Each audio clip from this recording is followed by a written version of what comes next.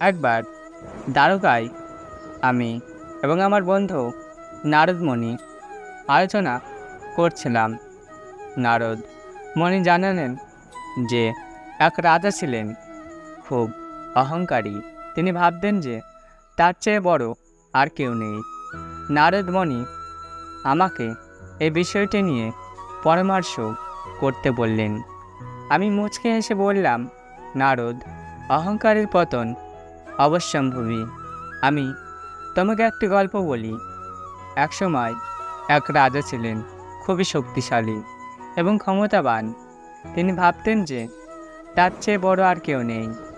তার এই অহংকারের কারণে রাজ্যের মানুষেরা তাকে ভয় পেত, কিন্তু তাকে কেউ ভালোবাসতেন না। একদিন রাজা শিকার করতে জঙ্গলে গেলেন। হঠাৎ তিনি একটি সিংহের মুখোমুখি হলেন। সিংহটি রাজাকে আক্রমণ করতে উদ্যোগ নিলেন। রাজা ভীত হয়ে পড়লেন এবং কোনো উপায় না পেয়ে ভগবানের কাছে প্রার্থনা করতে লাগলেন, হে ভগবান, আমাকে রক্ষা করুন। আমি আমার অহংকারের জন্য ক্ষমা চাই। ঠিক সেই মুহূর্তে এক ঋষি সেখানে এসে উপস্থিত হলেন এবং সিংহটিকে তাড়িয়ে দিলেন। রাজা ঋষির কাছে কৃতজ্ঞতা প্রকাশ করলেন, বললেন, মহারাজ, আপনি আমাকে রক্ষা করেছেন। আমি আমার অহংকারের জন্য ক্ষমা চাই।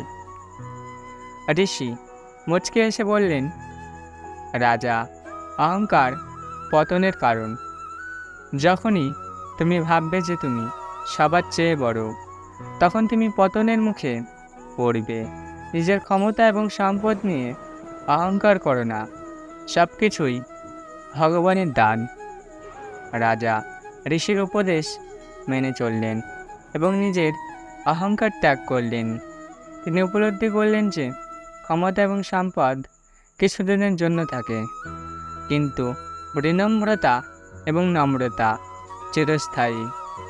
আমি আপনাদের শেখাচ্ছি যে অহংকার পতনের কারণ। আমাদের জীবনে বিনম্রতা এবং নম্রতা বজায় রাখতে হবে এবং সব কিছুই ভগবানের দান মনে করতে হবে। অহংকার ত্যাগ করলে আমরা প্রকৃত শান্তি এবং সুখ পাব।